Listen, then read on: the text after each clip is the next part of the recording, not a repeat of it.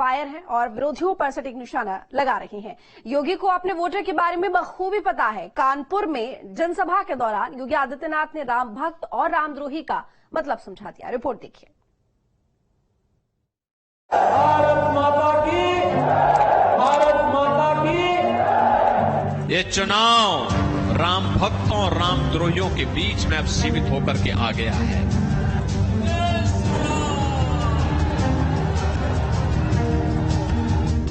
अवध में राम, ब्रज में श्याम। योगी पूरी यूपी की सीटों का अंक गणित जानते हैं। पश्चिमी यूपी में कानून व्यवस्था से शुरू हुआ योगी का प्रचार कानपुर में राम भक्त और रामद्रोही पर आ गया है।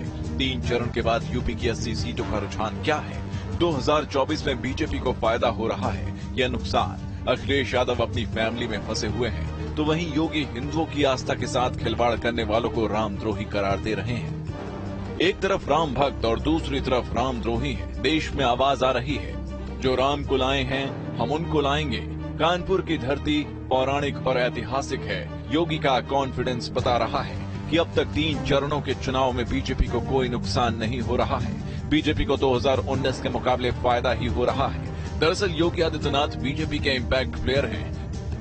कितना भी बड़ा क्यों न रहा हो, कितना ही शक्तिशाली क्यों न रहा हो, लेकिन अगर रामद्रोही है तो उसका पतन सुनिश्चित हुआ है। ये चुनाव राम भक्तों और रामद्रोहियों के बीच में अब सीमित होकर के आ गया है। इम्पैक्ट प्लेयर उसे कहते हैं जो कम वक्त में ही पूरा खेल पलट देता है, जो विपक्ष के चक्रव्यूह को मटिया मेट कर देता है।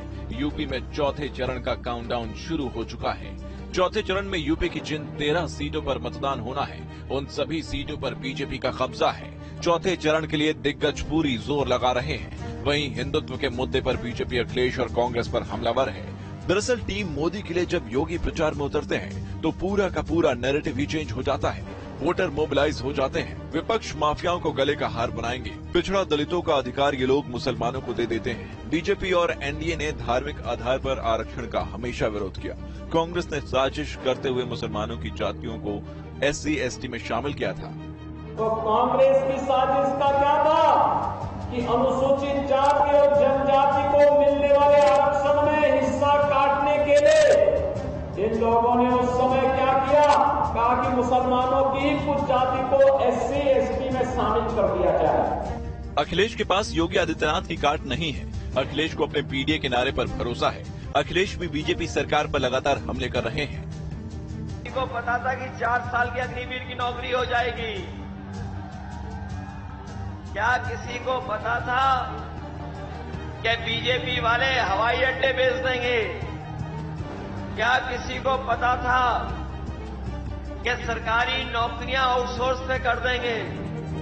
यूपी का सीएम बनने से पहले योगी की छवि फायर ब्रांड हिंदुत्व लीडर की थी, लेकिन 2017 में यूपी की कमान संभालने के बाद योगी वो लीडर बनकर उभरे हैं जिन्होंने सूबे की बदहाल कानून व्यवस्था को सुधारा, माफिया राज को खत्म किया, बिगड़े हुए हालात वाले यूपी को तरक्की के रास्ते पर लाकर विकास वाला मॉडल पेश किया। अब वो ब्रांड योगी बन चुके हैं जिन पर जनता भरोसा करती है। Team news state.